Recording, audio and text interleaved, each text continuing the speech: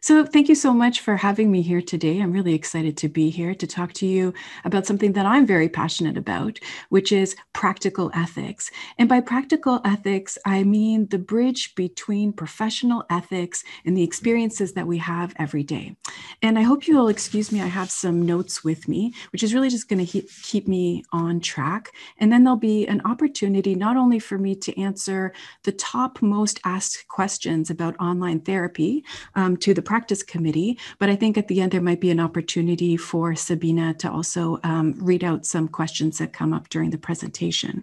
So I'm hoping that this presentation today answers some of your questions about the practical experiences of providing online therapy. So practical ethics is a type of professional moral perception that allows us to predict an ethical issue in a complex set of circumstances. Now, the college has two regulatory documents that guides our professional behavior. And that's one is the Professional Practice Standards, which includes the Electronic Practice Guidelines of 2019, and the other is the Code of Ethics. And for us practitioners, practical ethics is trying to decipher what the right thing is to do in any given situation, to kind of read between the lines. So Sabina already gave you a little rundown of who I am, but I'm just going to kind of like cover it very quickly. I'm a registered nurse with a psychiatric specialty. I'm a psychotherapist and art therapist in private practice in Toronto.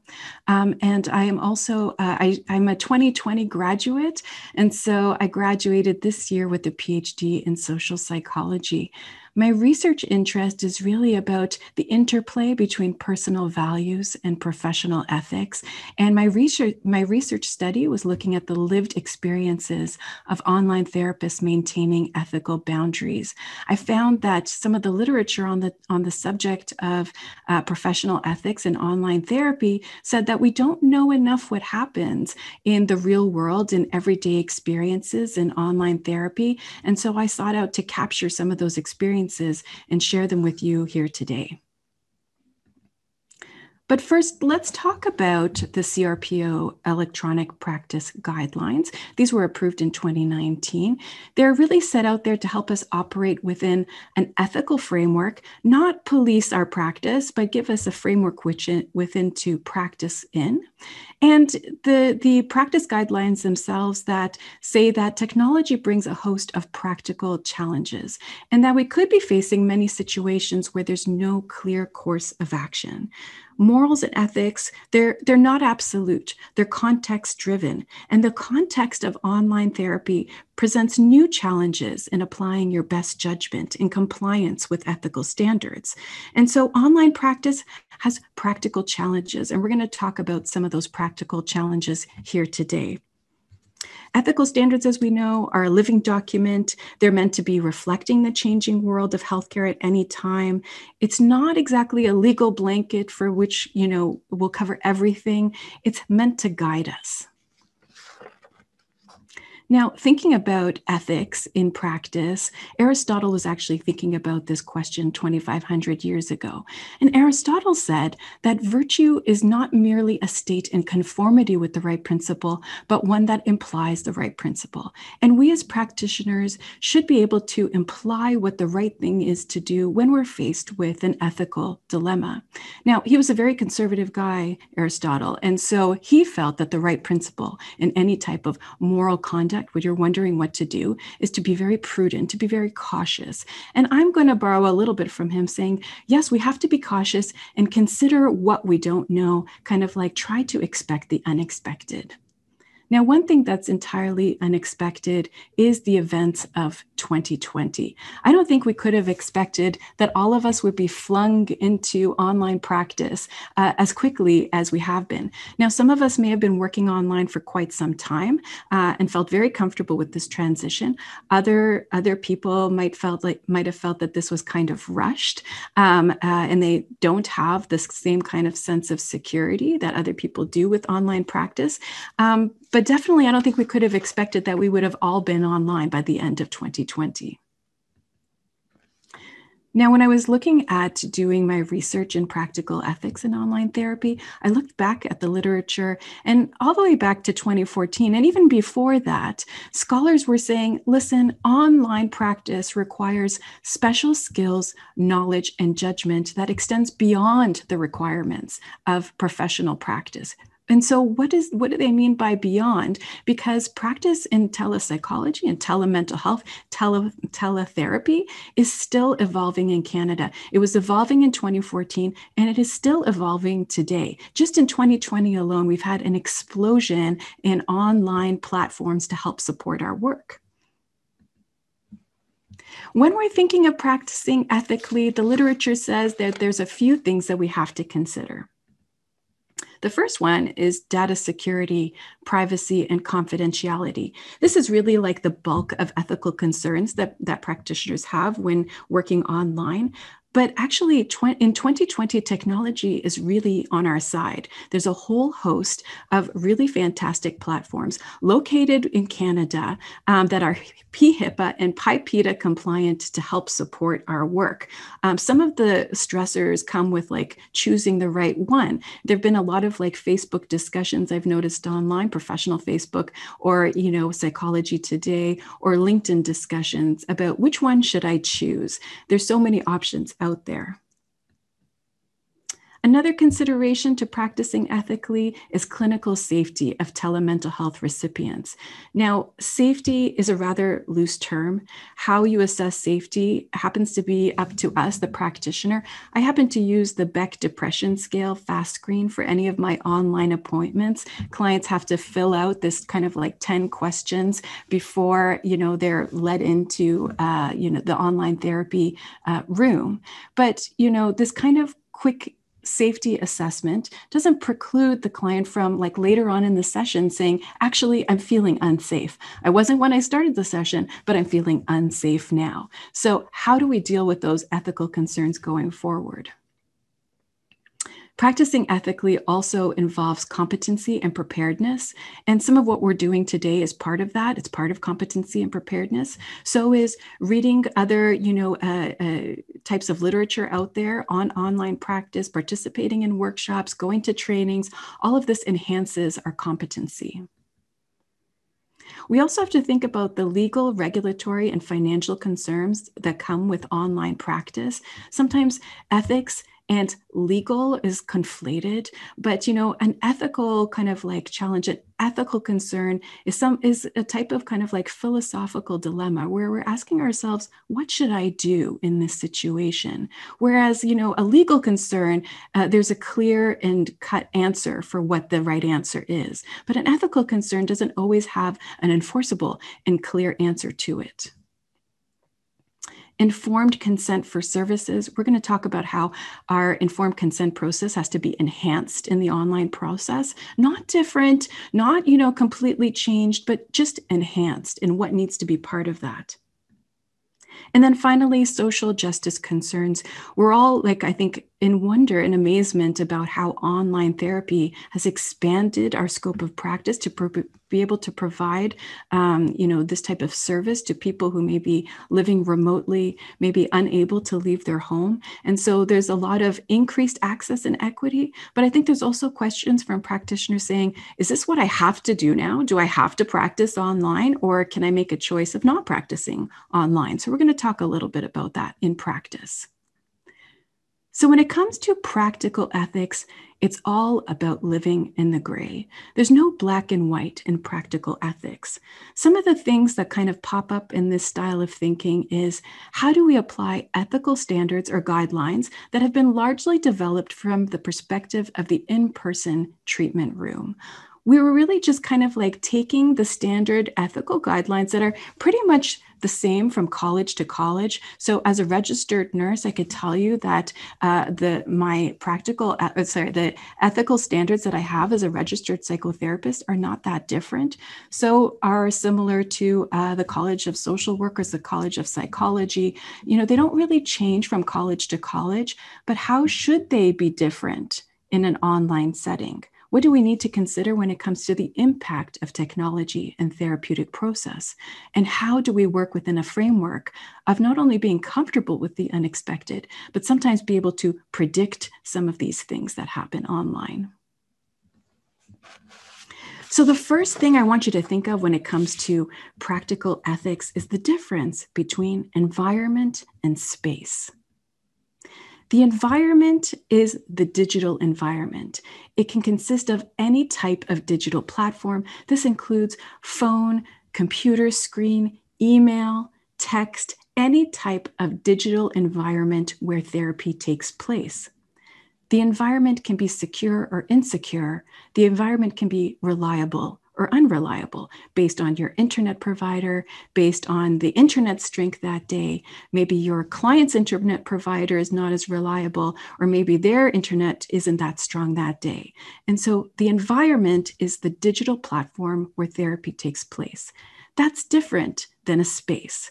The therapeutic space is the physical surroundings where you are and where your client is when you are giving and they're receiving therapy. And so the environment and the space are two completely different considerations. When we're thinking about physical space, I actually want you to think about it being also secure or insecure, reliable or unreliable. I'm speaking to you right now from my home office, which I consider pretty secure and pretty reliable. But your client might be in an insecure and unreliable space. So that's something that we have to consider in practical ethics in providing therapy online. I really want you to kind of sense the space that you're in, a really holistic assessment of the physical surroundings from where you provide therapy, and then also consider the physical surroundings from where your client is receiving therapy. It's a very sensory experience. What do you see? Do you see your breakfast dishes on the other side of the computer screen? Do you see your dog walking around in the background? Can you see your kids coming home from school?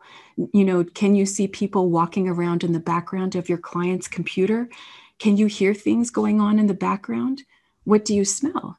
I had a situation a couple of weeks ago during Canadian Thanksgiving where I popped a turkey in the oven, and then I went into my home office to do a session, and I realized in the middle of the session that I forgot to put water in the bottom of the turkey. It was actually like wine, and I could smell it burning, and I had to say, excuse me for a minute, very professionally, and I turned off my audio and I turned off my video, and then I bounded down the hallway into the kitchen and put water into the burning pan and had to come back, and it was distracting me from my therapy session.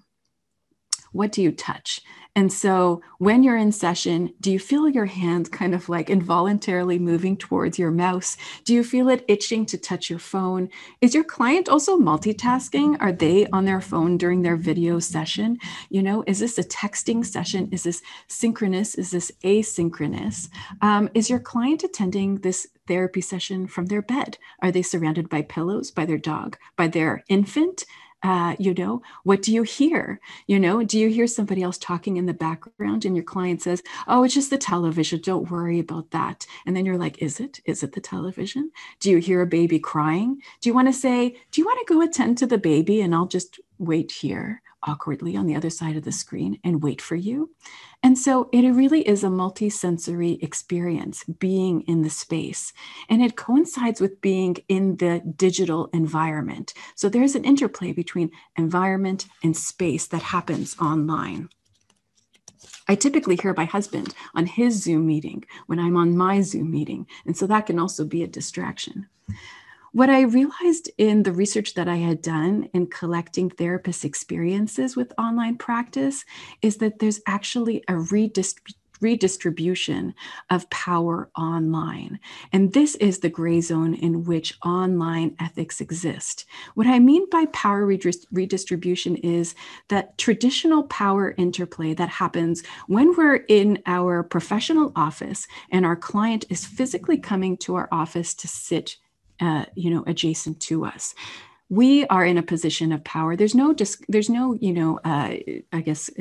discussion here that we are the ones in power. When they come physically to our office, we are the caregiver, the helper, and they are the ones who are in need of help. And that puts us in a very clear position of power, which is why we have all of these standards of practice and these ethical codes, because it is a position of power. Now, online, there is a redistribution of this power. It actually doesn't always work the same way as it does in the face-to-face environment. If we're thinking about power over the environment, and remember, environment here is the digital platform, think of power as literal power bars, depicting how much Wi-Fi power that you have. If you have crappy Wi-Fi power today, but your client has excellent Wi-Fi, they are in a position of power. If you are technology shy, but your client is a technology expert, they actually hold power over the environment in this situation. When we're thinking about space, think about the place from which you're providing therapy. Maybe you're doing it from your actual office and your client is at home. Now, this is a very interesting dynamic of power because it has the ability to equalize power. The client is most comfortable in their home environment, and you are in your powerful position of being in your office. And there's this kind of like equalizing experience that happens. If you are working in a space that you don't feel as powerful, maybe it's your home office, maybe you don't have a home office, maybe you don't have that kind of space in your home. So maybe it's a room that you traditionally have as a closet or as a kid's room or something that you kind of like redecorated quickly to look like an office. That puts you in kind of like an unbalanced distribution of power over space. The same goes for your client. If they don't have a space in their home where they can talk to you privately and they have to talk to you while they're out for a walk or that they're in their car, they are at a lesser position of power over space. The same thing happens with time. Now, the digital environment has made the kind of therapy session like last for hours, you know, the never-ending appointment. Because if they communicate with you through email or especially through text, they can reach you all the time. Now, you might not answer all the time, but I have to say that in kind of like this area, this age of COVID, I've been answering my work emails later and later at night because my clients are reaching out to me more and more on email. And so power over time has also kind of been redistributed. Typically in an office setting, it's like you have an appointment, you come to that appointment, you talk about the things that you want to talk about at that appointment. But now therapy seems to stretch over space and time in a digital environment. And finally, a redistribution of power over self-representation. And what I mean by that is, I will share a secret, is that on Zoom, you can click a button that says, touch up my appearance. And I have clicked this button for this presentation so that my skin would look a little smoother and that the room would look a little bit brighter. And we all have this kind of power to manipulate how we look online. Take, for instance, you know, all of the instances in which we saw, you know, journalists or whatever not wearing pants underneath the table. I mean, that's a power over self-representation. And think about the clients who, you know, you might have met online that they're in their pajamas or even less than pajamas. That too is a power over self-representation. This kind of power dynamic doesn't exist in the office. Typically, you know, in an office setting, we're expected to look a certain way. So this all boils down to like the psychological phenomenon of schema formation. We have a picture in our mind of what therapy looks like. Now, it could be that, you know, it looks like Robin Williams in Good Will Hunting. That's typically what my clients are like thinking. When I say like, what did you expect from therapy? This is your first session. They're like, I kind of expected you to look like Robin Williams, or I kind of expected you to be like Billy Crystal and analyze this. The picture, the mental representation of what therapy looks like has changed with digital or online therapy. And so how did we portray it in popular culture up until now? Maybe you saw that really funny show with Lisa Kudrow that I think it was called Online Therapy or something like that. But up until now, most of the pictures, the depictions of therapy have been a very traditional office space, you know? And I think up into the 90s, it was kind of like a Woody Allen film, you know, of him lying on the analyst's couch.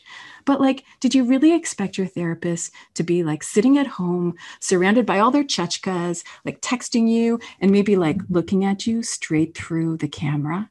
That is a change in the schema of therapy, how we kind of like expect therapy to look like. Because in all professions, there's like symbols and tools of practice that serve to confirm what's going on, like therapy is happening, you know. But if that kind of schema changes, how do you know that you're in therapy, both as the professional and the one who's receiving therapy? What happens in the online environment is that you might not know that you're in therapy if it doesn't look like therapy. Now, I think that you hope that you always know that you're in therapy, but all of the distractions of your personal belongings and even the distractions of your client's personal belongings can make it seem otherwise. So what happens in online therapy is that rather than knowing exactly where the boundaries are, because in your office space, the boundary is the door. In online therapy, we are seeking those boundaries. There's kind of like this anti-gravity experience that happens online where the ethical framework is expanded beyond the borders. The chairs and tables and maybe like the hum of a very familiar air conditioning unit or even the presence of a receptionist in your office, those are very grounding kind of visualizations or representations of being in therapy. But if those are not there in the online digital space, you are seeking those boundaries. You're looking for them. And so talking about boundaries, there is a difference between boundary crossing and boundary violation. And in online therapy, it's much more likely that we will cross a boundary rather than violate the boundary. A boundary crossing is a deviation from a classical therapeutic activity. Think about something like self-disclosure. Like you tell your client, I have a dog too, you know, and that is a minor boundary crossing. And it's very intentional. Usually you say it to kind of like foster your client's, ease in the therapy session, facilitate a therapeutic bond. It's a tool, a boundary crossing that you might use in therapy. A boundary violation is a very self-evident, harmful exploitation of the client. And so that's something where there's no question about whether a boundary has been crossed. It's a very clear-cut boundary violation. And that's not something that's very typical. What's typical is that, you know, we cross boundaries in our daily behavior in order to facilitate a therapeutic experience. But in an online therapy session, it's just easier. It's just easier to cross those boundaries. I'm going to give you some examples. The lines in online therapy seem to kind of blur. I'll give you an example that's happened to me with my own therapist. I had been, or I still am, in psychoanalysis for 10 years. And due to COVID, we had to move to telephone therapy, which is fine because after 10 years, you know, you're okay talking to your therapist on the phone. Now, in 10 years, I had never talked to my psychoanalyst, very traditional psychoanalyst, on the phone. And I found the experience really interesting. But one night, a couple of weeks ago, I get a text at 10 o'clock at night. And the text is from my therapist. And it reads, "Watch Capitalism in the 21st Century on Netflix. Very good documentary." This is the text at 10 o'clock at night. And immediately, I'm kind of like filled with all of this excitement. I mean, there was already like a very strong therapeutic bond, you know, between me and my therapist. But I was like, is this our new relationship now where we like advise each other on what to watch on Netflix? And I'm like trying to think of, you know, what kind of suggestion I can give my therapist on Netflix when I get another ding at 10:02, p.m. at night. And the ding, I look at the text and it says, "Oops, sorry, Talia, meant for someone else." Now, the fact that we had gone to telephone therapy meant that my number was in my therapist's phone already pre-prepared. And that because we had gone to a digital type of therapy, it was just easier to cross that boundary, however unintentionally. And nothing bad happened. There was no boundary violation, but it was a boundary crossing. And it kind of like stirred this flurry of transferences in my mind, like we're friends now, and then the disappointment that like, oh, it was meant for somebody else. So in the case of electronically mediated therapy, it's the experience of crossing a boundary that would be clearer or even unthinkable in a face-to-face therapeutic interaction. I think my psychoanalyst never could predict a time in which they would have texted me what to watch on Netflix. Now, there's two types of boundary crossings, and one is the unbounded therapist. And this comes directly from the research that I did looking at the lived experiences of therapists. The unbounded therapist is really a therapist whose kind of overconfidence leads them to compare like to like. This is the therapist that says, listen, I don't see absolutely no difference between the face-to-face environment and the online environment. I'm totally confident, that I can manage, both. And this is kind of like the experience of engaging in texting or emailing or video conferencing on the GO train, on the bus, even in the backyard on a nice day. It's a deviation from what you would normally do. And while none of these behaviors are exactly boundary violations, they are boundary crossing. So like working from, maybe your bed with a false Zoom, one of those false Zoom backgrounds. I've definitely attended meetings like that. It just becomes easier and easier to kind of blur those lines online. Now, the unbounded client, this is a lot more expected. There's a long leash for clients to blur these lines. So answer their video conference in their pajamas, randomly see their roommate walk by behind them. You'd be like, do you think we can move somewhere more private? And they're like, oh, sorry, yes, of course. And they move. But that's already a blurred line. The client has crossed it. And so it's just very easy online to cross these lines unexpectedly. One of the expectations I found in my research is that, from clients is that you're there 24/7. Now, they might know that you're not going to respond to their text at 2:00 in the morning, but the fact that they're thinking about you at 2:00 in the morning is an online expectation. The therapist also has a certain kind of expectation, and that is that the client knows what the rules are online. The client knows that they should be in a private place to talk, or knows that they should have good Wi-Fi, or knows that they should be dressed appropriately. These are all kind of like expectations that are sometimes not met. And it can change the dynamic between therapist and client.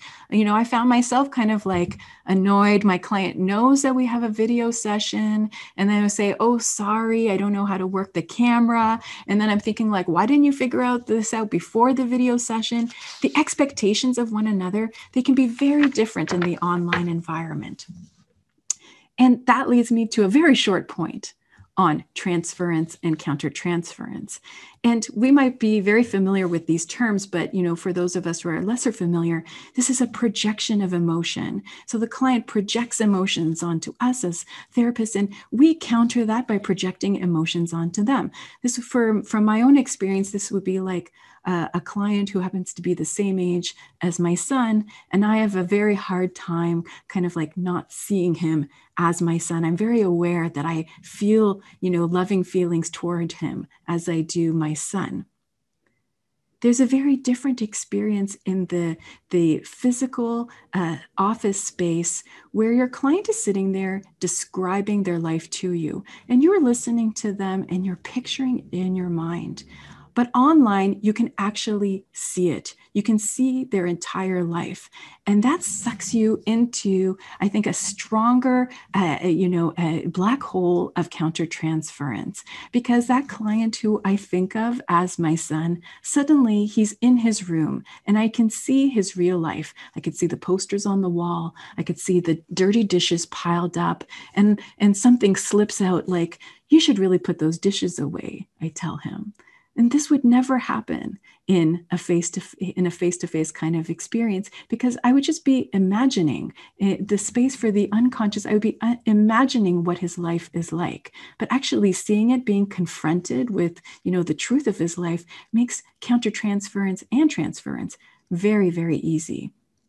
The same goes for my client, looking behind me saying, did you pick those curtains yourself? They might ask.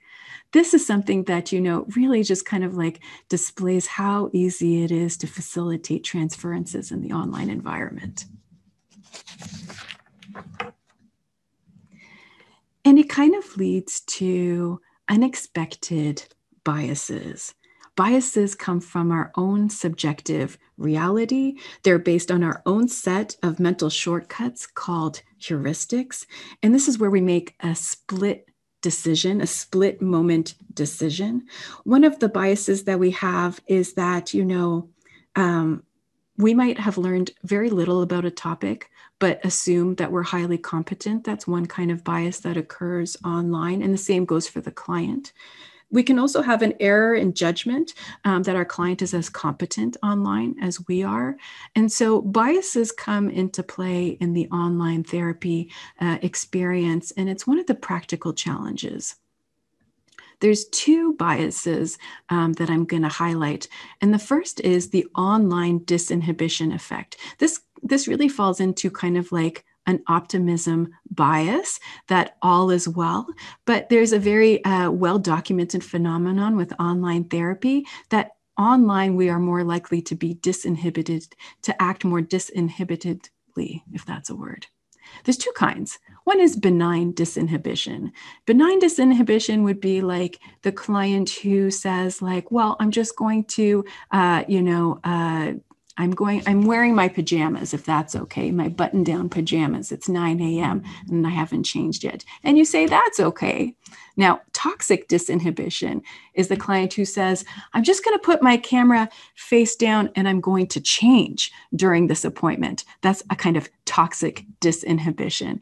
And our bias is that, we're too optimistic sometimes about these things not happening when they actually happen more frequently than not. Another type of bias is the Dunning-Kruger effect. And, this is the, I gotta go back. The Dunning-Kruger effect is the bias where we don't know what we don't know, and we're feeling very confident about it. In my study, when I was asking therapists about to rate their ethical competence online, or to rate how they felt as ethical practitioners, they rated themselves very, very highly. On a scale of 1 to 10, it was always a 9 or a 10. And then if I asked a question about whether they had checked if they are covered by their insurance for online therapy, usually the answer was no. And so the Dunning-Kruger effect is where you rate yourself higher in something that you might not be very skilled at or really had considered all of the things that you have to consider. And so I gave you a little flash, of this, which is one of the most frequently asked questions. And it's all about, nudity and sexual behaviors online, which is a type of disinhibition. Now, there's some things that I really want you to consider and ask yourself when it comes to these types of behaviors from clients. Hopefully it's from clients and not practitioners. Well, the first is, do you feel unsafe? Now, this has happened to me where a client has kind of like stood up in a session. They were on their computer and they were just in their underwear. And so I really had to ask myself, I think this was after the fact, because in the moment I had not expected this and I was very surprised. And I had to ask myself, do I feel unsafe or did I feel unsafe? And really kind of rate yourself and how you're feeling. And these are great questions for supervision as well. Another question is, did I feel like I wanted to like rebuke my client, like have like a mummy moment in which I'm like, no, this is not what we do. And what was the purpose of that? How did that work into why the client came to me for therapy? And would it facilitate, a good therapeutic conversation? Or would I feel like it would hinder our therapy somehow? These are all questions I brought to supervision. Another question is, do you fear misconduct when this happens? Because I don't think that the college will rebuke you for saying, I can't believe that you let your client do that, expose themselves to you on camera. But I think that, some of the fears around misconduct happen because these are sexualized behaviors, behaviors that would never happen in an office setting or less likely to happen in an office setting. Let's put it that way. So one thing to note is perhaps this is a type of client that is very familiar to you. Maybe you're very skilled at working with sexual themes in therapy, and this is no big deal. This is just another way to drive therapy forward and say, let's talk about that. But maybe this is something that you don't deal with your clientele, and this is very new to you. And so, if this is something that is surprising to you, it is an opportunity to learn more about it. You can also assess if the client was aware of the exposure. I mean, both are interesting in the context of therapy, but you have to go back to question number 1. Do you feel safe? And number 2, do you wish to rebuke your client? Really flesh it out in supervision and see how you feel in moving forward. Determine whether you feel like this is okay, we can deal with this, or this is something that you just want to ignore, or if this is something that you would like to refer on to somebody else. So I already talked about the role of supervision. There is a big role for supervision in online therapy, including instances of nudity online, which is starting to sound like it's becoming more common. The role of good note-taking. Now, this is your clinical notes, and I'll talk about this more in a second. A clinical note meaning like, how is this tied to the client's goals? What do you think about, this experience in terms of, the client's state of mind? What was discussed in supervision? And then if it's something that you've decided to use in your session, you might ask your client, how did it feel when you momentarily exposed yourself? Which I wound up asking my client, how did it feel when you realized that I had seen your underwear? And so this might be a very interesting conversation for therapy. Now, it's important to note that your case notes are not a police report, and that it could be that a police report, unfortunately, would be part of your file, but your case notes are not there to tell on your client. They're there to capture the moment that's happened in therapy and then figure out what the process of therapy is going forward. Now, if a police report is necessary and part of the client's file, that's another thing. Now, I wanted to cover some of the most frequently asked practice advisory questions. They might be some of your questions. I might be able to answer some of them here. And if I haven't covered them, then feel free to put them in the chat, or also you can email the practice advisory committee after this presentation if there's some gaps, and maybe we can do a second presentation. One of the most frequent questions, what should and shouldn't be included in my consent form? And I'm going to say that there's a lot of examples of really great consent forms online. You can look at Google them and see how other people have fashioned their consent forms. I also know that on some of the professional forums on LinkedIn and Facebook, there's a lot of practitioners willing to share their consent forms. If you work on a platform like Jane app that I have for my private practice, there's a list you can search by different types of forms. And if you look for online consent forms, you'll find a whole bunch of examples that you can use as a template. I'm also going to say that the CCPA, as well as the CRPO, has a really great consent form checklist that you can go through to see what should and shouldn't be included in your consent form. But no consent form is going to capture absolutely everything. Again, this is kind of like an understanding between you and your client, where you say to your client, listen, these are the things that I've thought of to keep you safe, keep this experience professional. And the client signs it and says, I acknowledge that these are the things that you've thought of.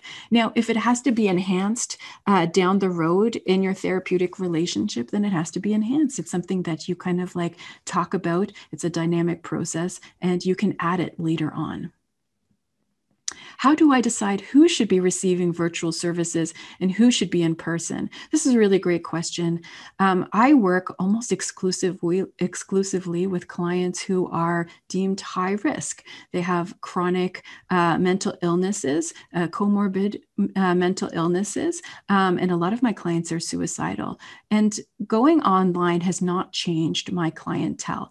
The clients that I still see in the office, I see online. So I think a good rule of thumb is that if you were seeing them before in the office, it should be okay to see them online. If this is a brand new type of clientele to you, maybe going online is not the first time that you should see them. Maybe you can refer them to another type of therapist who specializes in this and feels a lot more comfortable working online with them. You can use some assessments to kind of like help you flesh out whether the client would be appropriate for online therapy, but know that the client doesn't owe you every thought that they'll ever have in the future. It could be that they feel perfectly fine now, but a couple sessions in the middle of the session, they're having thoughts of self-harm. And so they can't predict what they're going to be feeling in the future, and you should be able to apply your ethical decision-making to these instances. Does client preference for in-person versus remote have to be accommodated? And I think the question here is related to the Ontario standards. Let me put it here. I've got a note. The Ontario Human Rights Commission, the duty to accommodate.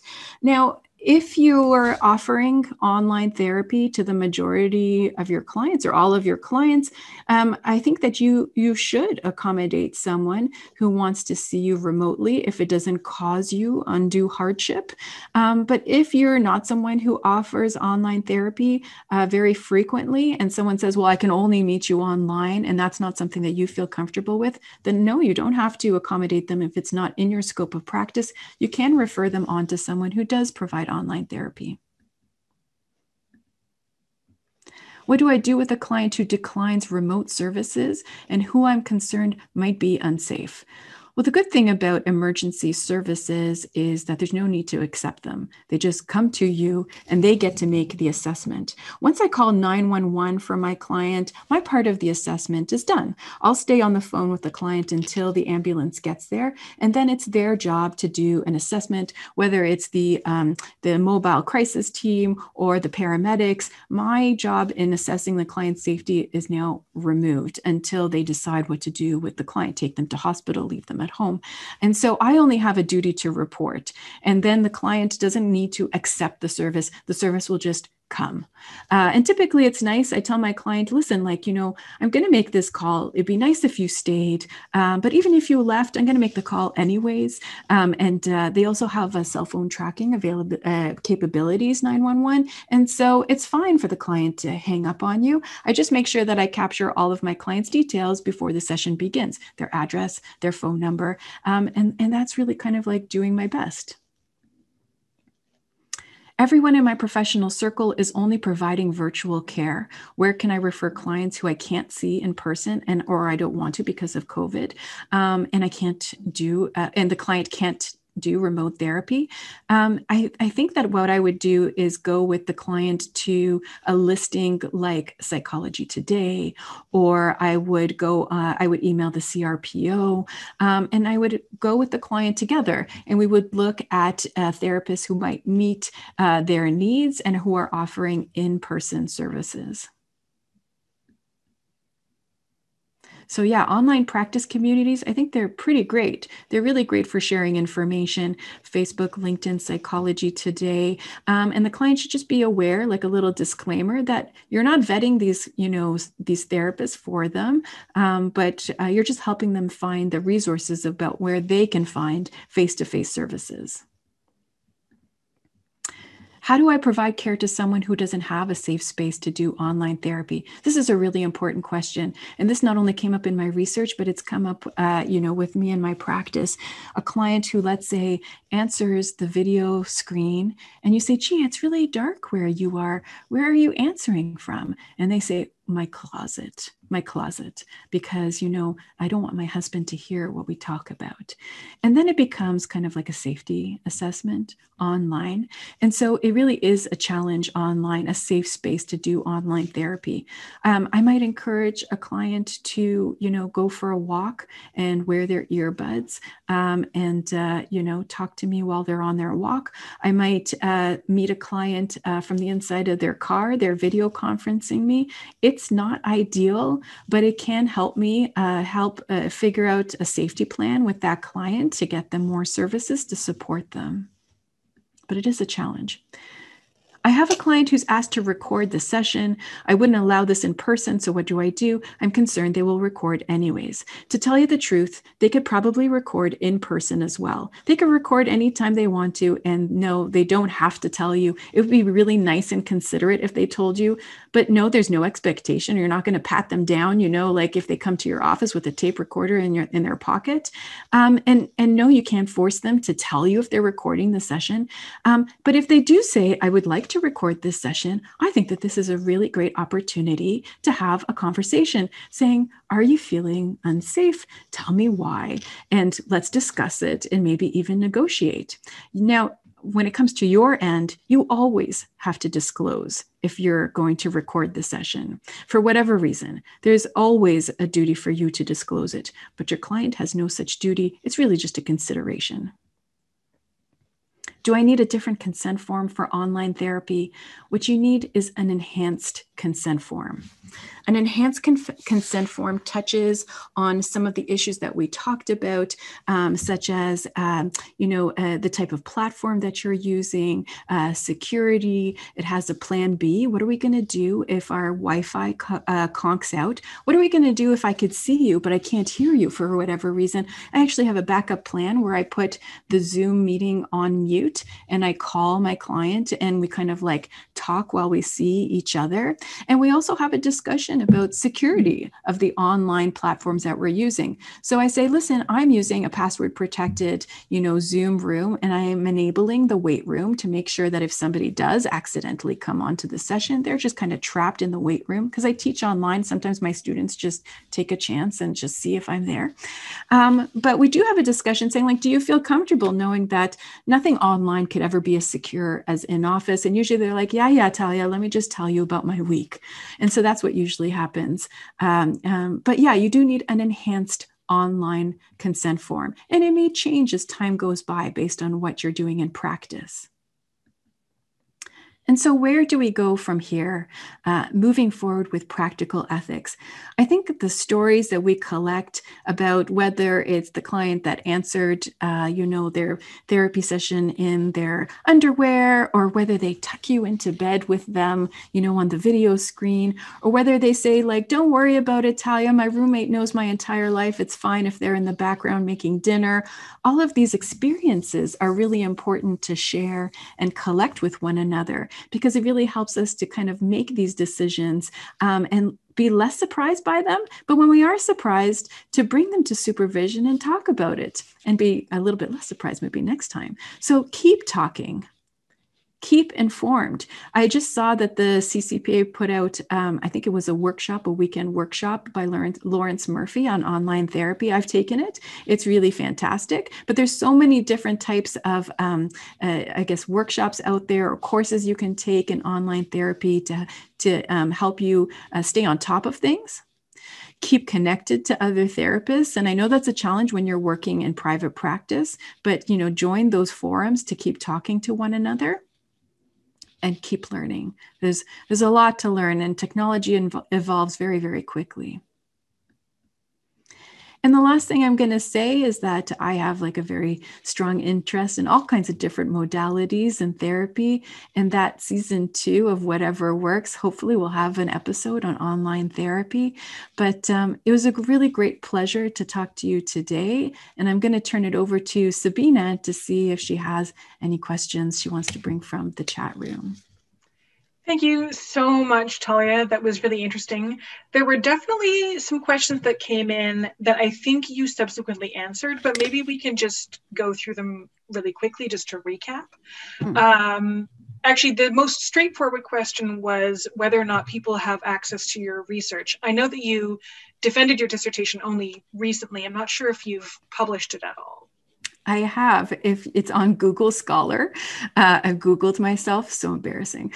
But yeah, you can read my dissertation if you so wish.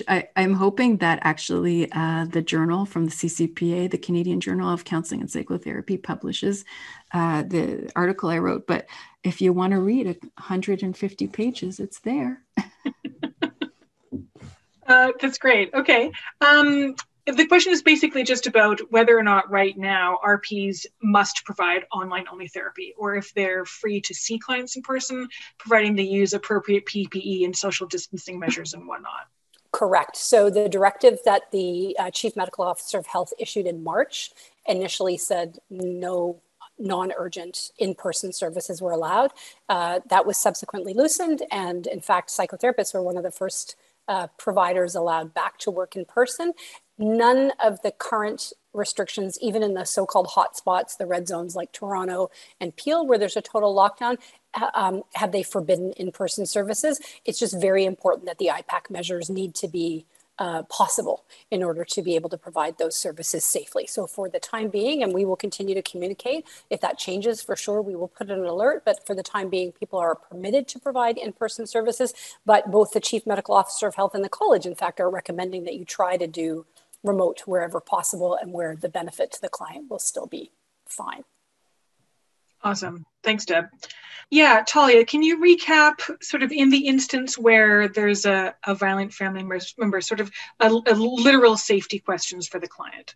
Mm-hmm. So with any safety concern, I do make sure, especially if the appointment is online, that their contact details is collected. So their phone number and their address. So that's number one. Because if they could in fact say like, oh my gosh, and suddenly the video cuts out or the audio cuts out and I can't predict that, or they just close their computer screen. I don't want to talk to you anymore. I'm going to do something, and you're worried about them. So I already have their contact details, and I have a duty to report, so I can call 911 and say, listen, this person, I think they're in trouble. This is where they live. This is their phone number. They'll go find them. Believe me, they will.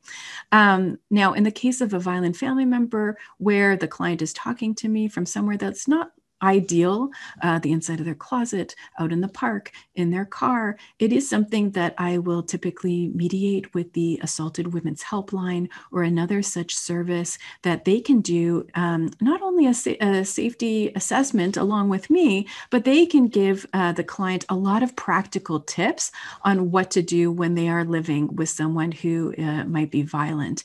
And we can decide right there and then whether this client will go to a special shelter or what the next steps are. So it's planning with the assistance of a community resource that I found very helpful. In the Assaulted Women's Helpline in particular, they answer their phones 24 hours a day. That's great. Someone asks, how do we, and I do think that you addressed this, but maybe a quick recap, how do we document consent for service with clients who can only engage in telephone sessions? Is verbal consent accepted? Mm-hmm. So you can correct me, Deb. I believe that verbal consent is accepted, and what I have, but it is nice. It is better to get a written consent. What I do sometimes, particularly with clients who, as you say, are telephone only. I don't have a lot of those clients, but I will email them the consent form, and then I get them to email me. And the consent form is a password-protected document, and then I give them the password in a separate email, and then they send me back the form saying I consent to. I consent. And then I put that into their file. And so there are ways to get around if you do want something written. And then I actually always, with a new client, even if they have signed my online consent form, because I can bet you $1,000 and nobody's actually read it, they just go through and it's very long and they're like, tick, tick, tick, tick, tick, sign, book the appointment. Like all they want to do is talk to me. In the first appointment, I always go through what I call like the top 10 hits of the consent form, this is where I'm available. And especially if it's online, this is what online means, and you can, send me, you have my email, you can send me an email at 2 a.m. No, I won't read it until, 9 a.m. or the next working day. And so I do go through it with them verbally, and then I document that I went through it with them verbally as well. That's great. Thank you so much, Talia. It is 1 o'clock, so I think we're going to wrap it up now. Thank you for a great presentation. The chat is full of gratitude and accolades. So several people have asked about the recording. Stay tuned to the communique for where you can find that and the slide deck as well. Thanks again, Talia. Thank you so much for having me. Thank you for coming, everyone. I think it's really exciting because we're trying to really become, more experienced and more knowledgeable. Sharing our experiences, I think, would really enhance all of our practice.